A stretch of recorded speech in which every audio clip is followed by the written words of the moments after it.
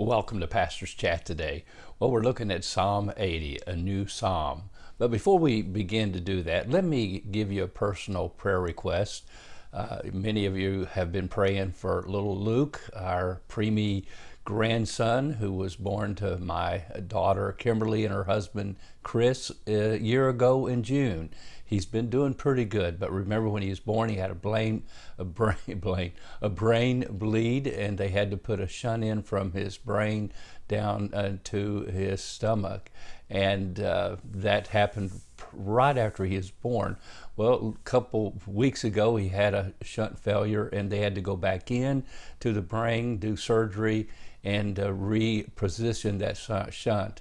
Well, last evening we found that it's another shunt failure, and this morning, around 7 o'clock this morning, here August the 3rd, he's will be going in for surgery on the brain again to do this shunt and try to get it positioned correctly.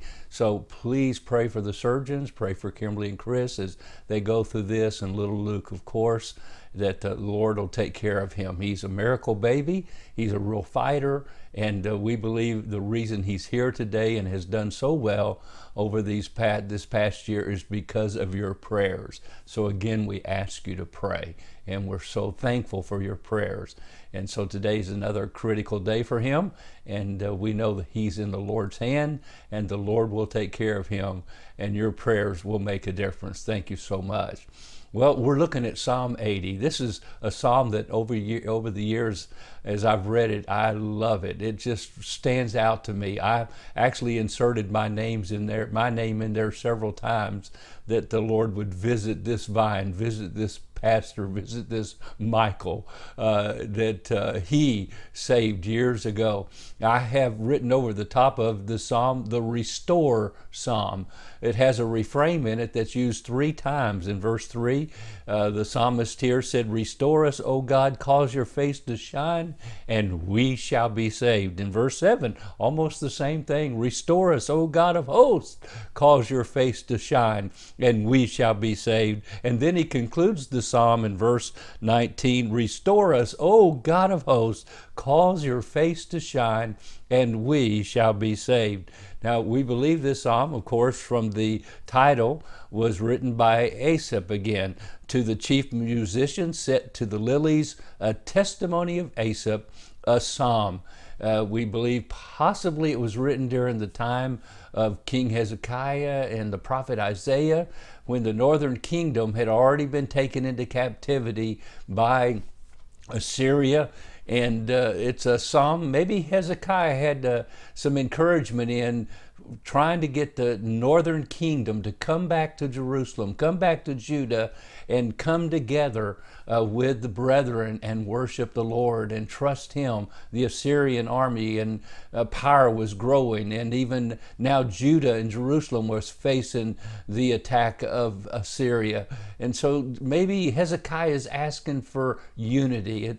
It's so sad that sometimes it takes troubles and trials and difficulties to bring brethren back together, but so often it happens that way.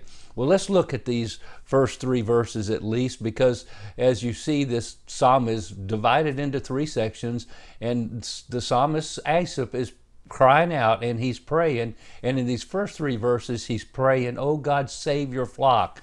Give ear, O shepherd of Israel, you who lead Joseph like a flock, you who dwell between the cherubim, shine forth. Before Ephraim, Benjamin, and Manasseh, stir up your strength and come and save us. Restore us, O God, cause your face to shine, and we shall be saved." And we believe, like we said, this is an invitation to the northern tribes. That was Joseph. Remember, Joseph was the son of Rachel, Jacob's favorite wife. He had 2 children, and that was Ephraim and Manasseh. And Benjamin, the 4 names that get mentioned here, Benjamin was also the brother of Joseph by Rachel. Jacob, of course, being their father, and Ephraim and Manasseh being the grandsons of Jacob. And so you see the northern kingdom is being invited to come. And now he's saying, "Oh God, please work in their lives, stir up your strength, and he says, save us. And today we cry out, oh God, we need your help. Stir up your strength and save us too. God bless, and you have a wonderful, wonderful day.